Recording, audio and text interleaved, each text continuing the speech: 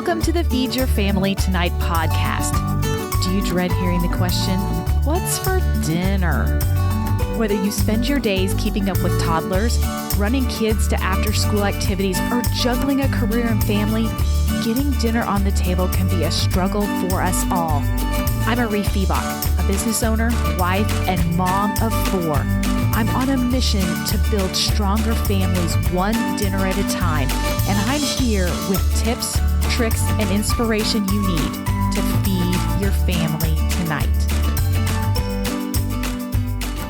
Welcome to the refresh of the Feed Your Family Tonight podcast. I'm your host, Mariefiebach.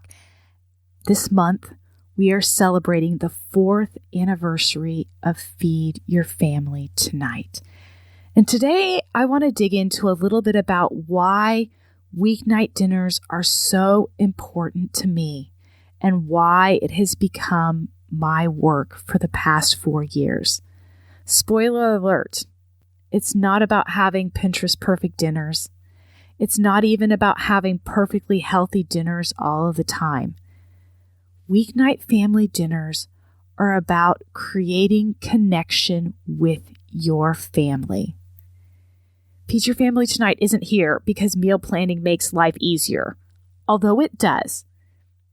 Feed Your Family Tonight is here because consistent family meals build stronger families. And I am on a mission to build stronger families one dinner at a time. I look back to what I thought life as a mother was going to be like, and I thought that I would go to the YMCA in the mornings and drop my little darlings off at the drop-in nursery, work out with my friends, and come home, put the kids down for a nap, get lunch prepped, and maybe even work ahead and get dinner kind of ready, give the kids up from their naps and feed them some lunch and play with them during the afternoons, feed them and my husband a beautiful dinner, put the kids down to bed, and have a couple of hours with my husband before we went to bed. I can hear you laughing, right? Because that is not what my life turned out to be. For starters, I had the colikiest baby ever known to man who screamed all the time, all but refused to nap, and had projectile vomit all the time. I struggled with extreme germophobia after my children were born, and I will never forget sitting in my mom's group at my church, and there was a well-respected pediatrician who came to talk to our mom's group, and all I remember that he told us was that the drop-in nursery at the YMCA was the germiest place in all of Wichita. Well, this germaphobe mom wasn't going to send her kid to the germiest place in all of Wichita. My kids might have been better off getting a few germs, but that is another story for another day. Every step of the way, my ideals of what I thought it would be to be a mother have been challenged. And every preconceived notion, everything that I thought I could control was stripped away. It was as if God was saying to me, I need to teach you that I am in control and that you really have no control over this situation. And in that process, he gave me challenge after challenge after challenge. And there were days where I just sat in the corner and cried. And there were days where I wondered, why was I the mom to these kids? Am I going to mess them up for life?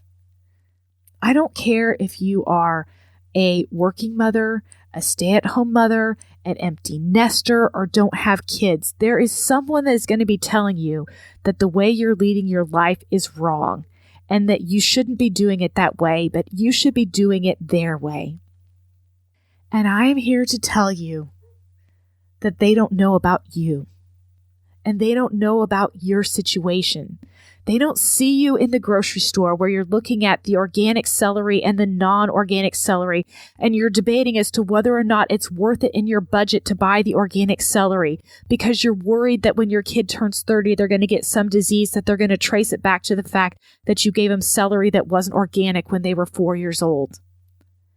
I see you when you're sitting in the corner crying because you spent $5 on organic blackberries and your toddler threw them off of their high chair tray and then gave a little smirk and laughed when you handed them some goldfish.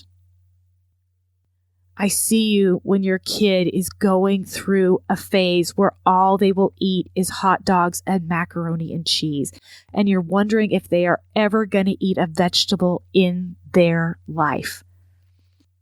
When people tell you that you should be doing things their way, they don't know that you've had a kid who's been to a feeding specialist. They don't know that you've taken your kid to a dietitian because you're worried that they won't eat anything that isn't brown. They don't know. Family dinners are not about perfection. Family dinners are about connection. The family dinner is a place to create stability and predictability for your family, and it is going to look different in every home. In my house, my kids know that there is going to be a lettuce salad at the start of almost every family dinner. My kids know that we are always going to pray grace before meals. Many times I'm yelling grace up the stairs trying to get them to come and join us at the dinner, but they know that we are going to pray before we eat. If you think that family dinners in my house are perfect, let me tell you, they're not. I have 4 loud teenagers, and they are often talking over each other, trying to get their word in.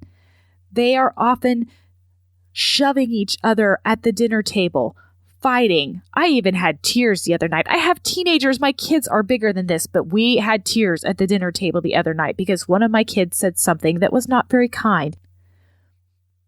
My family dinner table isn't perfect, but it is a safe place for my children. They know that it is a consistent place where they can come every day. When my oldest was little, he would not sit at the dinner table. He would grab his food and would walk all around the kitchen. And my husband and I would joke that dinner was a cocktail party for Max. Everything was a finger food and sitting was optional. Can you relate? We have faced so many issues as parents. I have faced picky eaters. I have faced food sensitivities. I have faced busy schedules, and I have faced a family that has different people with different nutritional needs. Feeding your family is hard, and it comes with an emotional burden. I have an entire podcast on the emotional burden of feeding your family, and I will link to it in the show notes because there are 1,000 little micro decisions that we make as parents that we don't realize we're making when we're trying to feed our family, and it is hard and it takes work. As a mom, you can feel like there's 1,000 ways to mess up your kids. And I'm here to tell you, you're doing fine. I'm here to help you stop questioning yourself. I'm here to help you stop letting people tell you that there is a perfect way and that if you don't do it their way, you are going to mess up your kids. Is the Feed Your Family Tonight meal planning system the perfect way to plan your meals? Probably not. Is it a system that has helped me along the way ease some of the burdens of feeding my family day in and day out? You bet. It's not a one-size-fits-all system. It's a system that adapts to your unique circumstances and your unique family, because no 2 families are the same. This is why pre-done meal plans do not work, because they don't know that you've got a kid that won't touch mushrooms with a 10-foot pole. And they don't know that Tuesday night is softball night and that you've got to have a dinner that you can take along with you because you've got 4 softball games in the evening with all of your different kids at 2 different ballparks. I have found a way of meal planning that works for me and works for my family, and it is adaptable to you and your family and your unique situation, because Feed Your Family Tonight is about you and your kids and your family. It is a framework to guide you in creating that place of connection with your family. It has been proven by research that regular family meals create better outcomes for your children. Teenagers that have regular family meals have less sex, have lower rates of depression, and have statistically higher grades.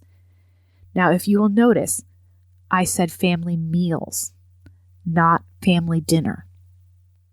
Because in some families, your place of connection is going to be the breakfast table or the lunch table. It may not be family dinner. But eating with your family on a consistent basis, no matter what meal it is important for building a stronger family culture, for creating a place of connection with your children. I have teenagers, and I know that our family dinner times are mostly chaos. But I also know every now and then, my children will come to me with tender topics, and they will ask provoking questions, things that they have been stewing about. And they only do this because we have created a consistent place of connection for them. 90% of the time, it's chaos. You wouldn't be surprised if a food fight broke out in my home. But that 10% of the time where they come to me, that is why I do weeknight dinners. And I want that for you. I am on a mission to build stronger families by easing the burden of weeknight family dinners, making weeknight dinner work in your family, even with all of the special circumstances that you have, with all of your kids' after-school activities, with all of your spouse's travel, with all of the crazy schedules that you have and your volunteer commitments, your picky eaters, and your food allergies. I've walked the life, and I do not have all the answers, but I have some tips, I have some tricks, and I have some ideas that will help you ease the burden in your home. Next week, we're going to do a deep dive into the Feed Your Family Tonight meal planning system so that you can look at it and adapt it to your home and your situation. Friends, it is a joy to be with you every week here at Feed Your Family Tonight. And I hope that I have given you some help and some encouragement to know that you are enough. Feeding your family is enough. You are doing